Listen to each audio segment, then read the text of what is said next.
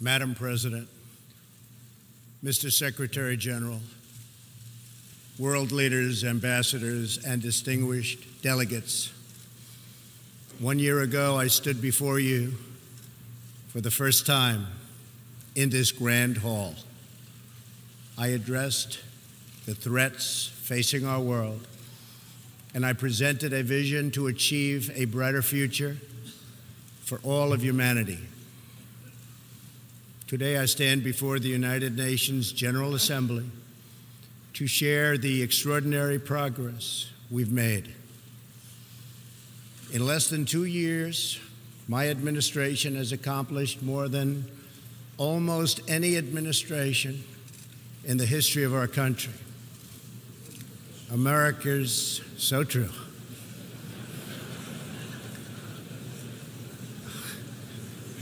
Didn't expect that reaction, but that's okay.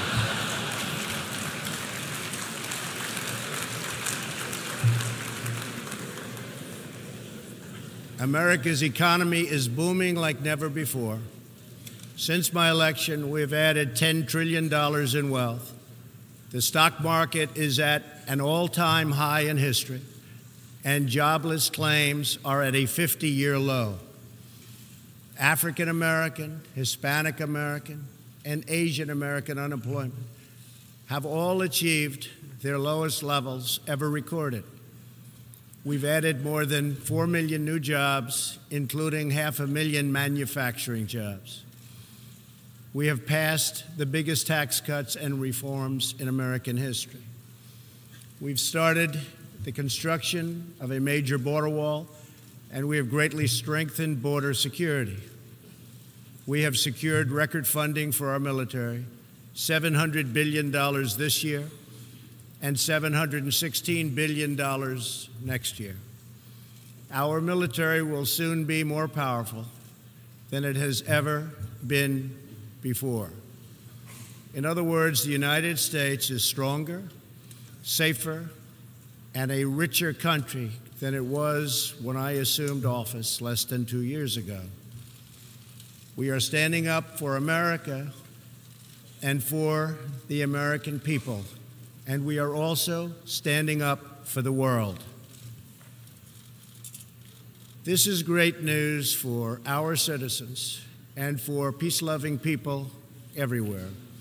We believe that when nations respect the rights of their neighbors and defend the interests of their people, they can better work together to secure the blessings of safety, prosperity, and peace.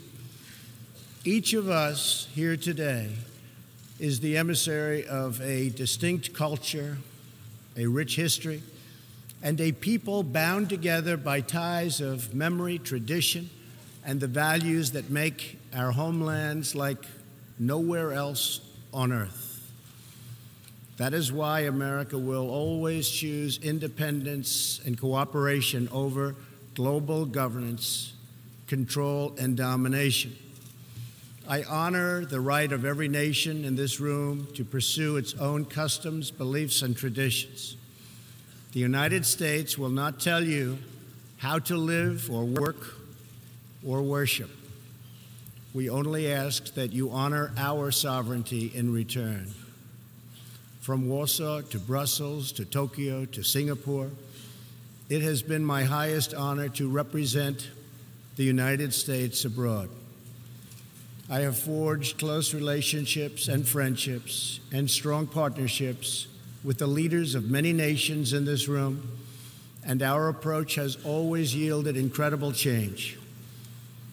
With support from many countries here today, we have engaged with North Korea to replace the specter of conflict with a bold and new push for peace.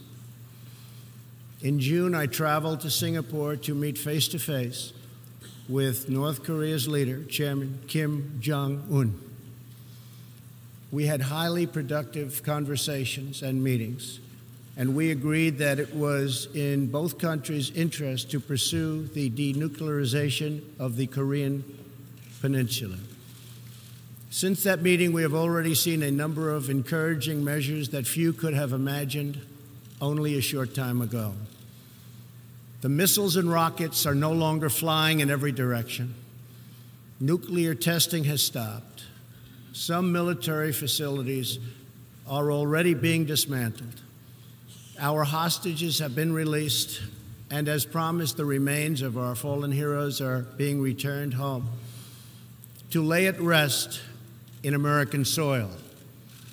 I would like to thank Chairman Kim for his courage and for the steps he has taken, though much work remains to be done. The sanctions will stay in place until denuclearization occurs. I also want to thank the many member states who helped us reach this moment, a moment that is actually far greater than people would understand, far greater, but for also their support and the critical support that we will all need going forward. Special thanks to President Moon of South Korea, Prime Minister Abe of Japan, and President Xi of China. In the Middle East, our new approach is also yielding great strides and very historic change. Following my trip to Saudi Arabia last year, the Gulf countries opened a new center to target terrorist financing. They are enforcing new sanctions, working with us to identify and track terrorist networks, and taking more responsibility for fighting terrorism and extremism in their own region. The UAE, Saudi Arabia, and Qatar have pledged billions of dollars to aid the people of Syria and Yemen, and they are pursuing multiple avenues to ending Yemen's horrible, horrific civil war. Ultimately, it is up to the nations of the region to decide what kind of future they want for themselves and their children. For that reason, the United States is working with the Gulf Cooperation Council, Jordan, and Egypt to establish a regional strategic alliance so that Middle Eastern nations can advance prosperity, stability, and security across their home region. Thanks to the United States military and our partnership with many of your nations, I am pleased to report that the bloodthirsty killers known as ISIS have been driven out from the territory they once held in Iraq and Syria. We will continue to work with friends and allies to deny radical Islamic terrorists any funding, territory, or support, or any means of infiltrating our borders. The ongoing tragedy in Syria is heartbreaking. Our shared goals must be the de-escalation of military conflict, along with a political solution that honors the will of the Syrian people. In this vein, we urge the United Nations-led peace process be reinvigorated. But rest assured, the United States will respond if chemical weapons are deployed by the Assad regime. I commend the people of Jordan and other neighboring countries for hosting refugees from this very brutal civil war. As we see in Jordan, the most compassionate policy is to place refugees as close to their homes as possible, to ease their eventual return to be part of the rebuilding process. This approach also stretches finite resources to help far more people, increasing the impact of every dollar spent. Every solution to the humanitarian crisis in Syria must also include a strategy to address the brutal regime that has fueled and financed it, the corrupt dictatorship in Iran. Iran's leaders sow chaos, death, and destruction. They do not respect their neighbors or borders or the sovereign rights of nations. Instead, Iran's leaders plunder the nation's resources to enrich themselves and to spread mayhem across the Middle East and far beyond. The Iranian people are rightly outraged that their leaders have embezzled billions of dollars from Iran's treasury, seized valuable portions of the economy, and looted the people's religious endowments, all to line their own pockets and send their proxies to wage war. Not good. Iran's neighbors have paid a heavy toll for the region's agenda of aggression and expansion. That is why so many countries in the Middle East strongly supported my decision to withdraw the United States from the horrible 2015 Iran nuclear deal and reimpose nuclear sanctions. The Iran deal was a windfall for Iran's leaders. In the years since the deal was reached, Iran's military budget grew nearly 40%. The dictatorship used the funds to build nuclear-capable missiles, increase internal repression, finance terrorism, and fund havoc and slaughter in Syria and Yemen. The United States has launched a campaign of economic pressure to deny the regime the funds it needs to advance its bloody agenda. Last month, we began reimposing hard-hitting nuclear sanctions that have been lifted under the Iran deal. Additional sanctions will resume November 5th, and more will follow. And we are working with countries that import Iranian crude oil to cut their purchases substantially. We cannot allow the world's leading sponsor of terrorism to possess the planet's most dangerous weapons. We cannot allow a regime that chants death to America and that threatens Israel with annihilation to possess the means to deliver a nuclear warhead to any city on earth. Just can't do it. We ask all nations to isolate Iran's regime as long as its aggression continues. And we ask all nations to support Iran's people as they struggle to reclaim their religious and righteous destiny. This year, we also took another significant step forward in the Middle East in recognition of every sovereign state to determine its own capital. I moved the U.S. Embassy in Israel to Jerusalem. The United States is committed to a future of peace and stability in the region, including peace between the Israelis and the Palestinians. That aim is advanced, not harmed, by acknowledging the obvious facts. America's policy of principled realism means we will not be held hostage to old dogmas, discredited ideologies, and so-called experts who have been proven wrong over the years, time and time again. This is true not only in matters of peace, but in matters of prosperity. We believe that trade must be fair and reciprocal. The United States will not be taken advantage of any longer. For decades, the United States opened its economy, the largest by far on earth, with few conditions. We allowed foreign goods from all over the world to flow freely across our borders.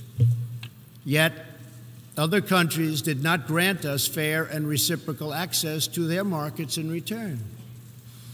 Even worse, some countries abused their openness to dump their products, subsidize their goods, target our industries, and manipulate their currencies to gain unfair advantage over our country. As a result, our trade deficit ballooned to nearly $800 billion a year. For this reason, we are systematically renegotiating broken and bad trade deals. Last month, we announced a groundbreaking U.S.-Mexico trade agreement. And just yesterday, I stood with President Moon to announce the successful completion of the brand new U.S.-Korea trade deal. And this is just the beginning. Many nations in this hall will agree that the world trading system is in dire need of change. For example, countries were admitted to the World Trade Organization that violate every single principle on which the organization is based. While the United States and many other nations play by the rules, these countries use government-run industrial planning and state-owned enterprises to rig the system in their favor. They engage in relentless product dumping, forced technology transfer, and the theft of intellectual property. The United States lost over 3 million manufacturing jobs, nearly a quarter of all steel jobs, and 60,000 factories after China joined the WTO. And we have racked up $13 trillion in trade deficits over the last 2 decades. But those days are over. We will no longer tolerate such abuse. We will not allow our workers to be victimized, our companies to be cheated, and our wealth to be plundered and transferred. America will never apologize for protecting its citizens. The United States has just announced tariffs on another $200 billion in Chinese-made goods, for a total so far of $250 billion. I have great respect and affection for my friend, President Xi, but I have made clear our trade imbalance is just not acceptable. China's market distortions and the way they deal cannot be tolerated. As my administration has demonstrated, America will always act in our national interests. I spoke before this body last year and warned that the UN Human Rights Council had become a grave embarrassment to this institution, shielding egregious human rights abusers while bashing America and its many friends. Our ambassador to the United Nations, Nikki Haley, laid out a clear agenda for reform, but despite reported and repeated warnings, no action at all was taken. So the United States took the only responsible course. We withdrew from the Human Rights Council, and we will not return until real reform is enacted. For similar reasons, the United States will provide no support in recognition to the International Criminal Court. As far as America is concerned, the ICC has no jurisdiction, no legitimacy, and no authority. The ICC claims near universal jurisdiction over the citizens of every country, violating all principles of justice, fairness, and due process. We will never surrender America's sovereignty to an unelected, unaccountable global bureaucracy. America is governed by Americans. We reject the ideology of globalism, and we embrace the doctrine of patriotism. Around the world, responsible nations must defend against threats to sovereignty, not just from global governments, but also from other new forms of coercion and domination. In America, we believe strongly in energy security for ourselves and for our allies. We have become the largest energy producer anywhere on the face of the earth. The United States stands ready to export our abundant, affordable supply of oil, clean coal, and natural gas. OPEC and OPEC nations are, as usual, ripping off the rest of the world. And I don't like it. Nobody should like it. We defend many of these nations for nothing, and then they take advantage of us by giving us high oil prices. Not good. We want them to stop raising prices. We want them to start lowering prices, and they must contribute substantially to military protection from now on. We are not going to put up with it, these horrible prices, much longer.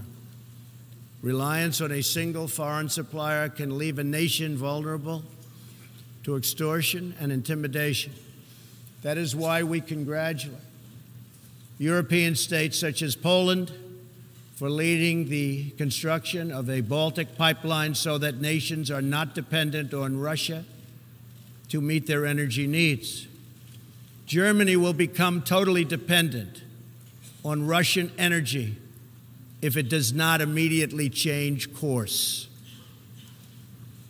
Here in the Western Hemisphere, we are committed to maintaining our independence from the encroachment of expansionist foreign powers. It has been the formal policy of our country since President Monroe that we reject the interference of foreign nations in this hemisphere and in our own affairs. The United States has recently strengthened our laws to better screen foreign investments in our country for national security threats. And we welcome cooperation with countries in this region and around the world that wish to do the same. You need to do it for your own protection. The United States is also working with partners in Latin America to confront threats to sovereignty from uncontrolled migration. Tolerance for human struggling and human smuggling and trafficking is not humane. It's a horrible thing that's going on at levels that nobody has ever seen before. It's very, very cruel. Illegal immigration funds criminal networks, ruthless gangs, and the flow of deadly drugs. Illegal immigration exploits vulnerable populations, hurts hardworking citizens, and has produced a vicious cycle of crime, violence, and poverty. Only by upholding national borders, destroying criminal gangs, can we break this cycle and establish a real foundation for prosperity. We recognize the right of every nation in this room to set its own immigration policy in accordance with its national interests, just as we ask other countries to respect our own right to do the same, which we are doing. That is one reason the United States will not participate in the new Global Compact on Migration. Migration should not be governed by an international body unaccountable to our own citizens. Ultimately, the only long-term solution to the migration crisis is to help people build more hopeful futures in their home countries, make their countries great again. Currently, we are witnessing a human tragedy, as an example, in Venezuela. More than 2 million people have fled the anguish inflicted by the socialist Maduro regime and its Cuban sponsors. Not long ago, Venezuela was one of the richest countries on earth. Today, socialism has bankrupted the oil-rich nation and driven its people into abject poverty. Virtually everywhere socialism or communism has been tried, it has produced suffering, corruption, and decay. Socialism's thirst for power leads to expansion, incursion, and oppression. All nations of the world should resist socialism and the misery that it brings to everyone. In that spirit, we ask the nations gathered here to join us in calling for the restoration of democracy in Venezuela. Today we are announcing additional sanctions against the repressive regime, targeting Maduro's inner circle and close advisors. We are grateful for all of the work the United Nations does around the world to help people build better lives for themselves and their families. The United States is the world's largest giver in the world by far of foreign aid, but few give anything to us. That is why we are taking a hard look at U.S. foreign assistance. That will be headed up by Secretary of State Mike Pompeo. We will examine what is working, what is not working, and whether the countries who receive our dollars and our protection also have our interests at heart. Moving forward, we are only going to give foreign aid to those who respect us and, frankly, are our friends. And we expect other countries to pay their fair share for the cost of their defense. The United States is committed to making the United Nations more effective and accountable. I have said many times that the United Nations has unlimited potential. As part of our reform effort, I have told our negotiators that the United States will not pay more than 25% of the UN peacekeeping budget. This will encourage other countries to step up, get involved, and also share in this very large burden. And we are working to shift more of our funding from assessed contributions to voluntary, so that we can target American resources to the programs with the best record of success. Only when each of us does our part and contributes our share can we realize the UN's highest aspirations. We must pursue peace without fear, hope without despair, and security without apology. Looking around this hall, where so much history has transpired, we think of the many before us who have come here to address the challenges of their nations and of their times. And our thoughts turn to the same question that ran through all their speeches and resolutions, through every word and every hope. It is the question of what kind of world will we leave for our children, and what kind of nations they will inherit. The dreams that fill this hall today are as diverse as the people who have stood at this podium, and as varied as the countries represented right here in this body are. It really is something.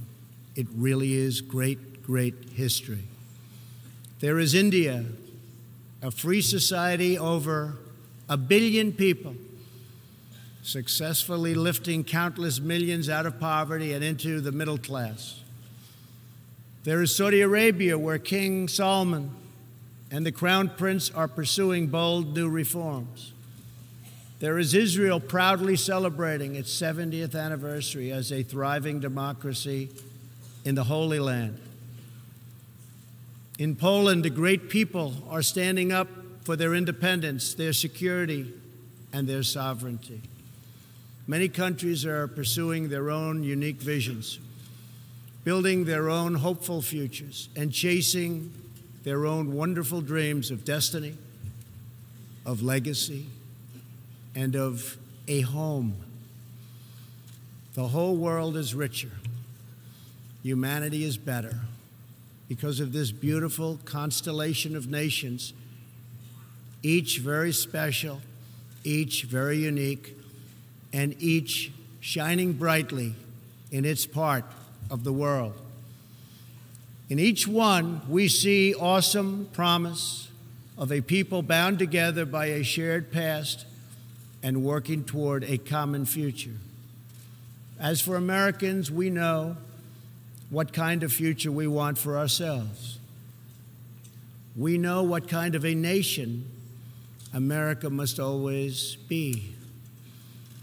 In America, we believe in the majesty of freedom and the dignity of the individual. We believe in self-government and the rule of law. And we prize the culture that sustains our liberty, a culture built on strong families, deep faith, and fierce independence. We celebrate our heroes. We treasure our traditions. And above all, we love our country. Inside everyone in this great chamber today, and everyone listening all around the globe, there is the heart of a patriot that feels the same powerful love for your nation, the same intense loyalty to your homeland. The passion that burns in the hearts of patriots and the souls of nations has inspired reform and revolution, sacrifice and selflessness, scientific breakthroughs, and magnificent works of art. Our task is not to erase it, but to embrace it, to build with it, to draw on its ancient wisdom, and to find within it the will to make our nations greater, our region safer, and the world better.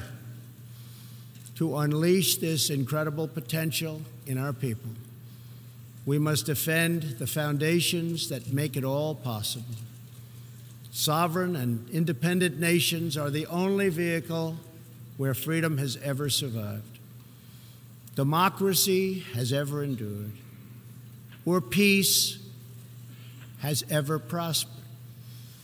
And so we must protect our sovereignty and our cherished independence above all. When we do, we will find new avenues for cooperation unfolding before us. We will find new passion for peacemaking rising within us. We will find new purpose, new resolve, and new spirit flourishing all around us and making this a more beautiful world in which to live. So together, let us choose a future of patriotism, prosperity, and pride. Let us choose peace and freedom over domination and defeat. And let us come here to this place to stand for our people and their nations, forever strong, forever sovereign, forever just, and forever thankful for the grace and the goodness and the glory of God. Thank you, God bless you, and God bless the nations of the world. Thank you very much. Thank you.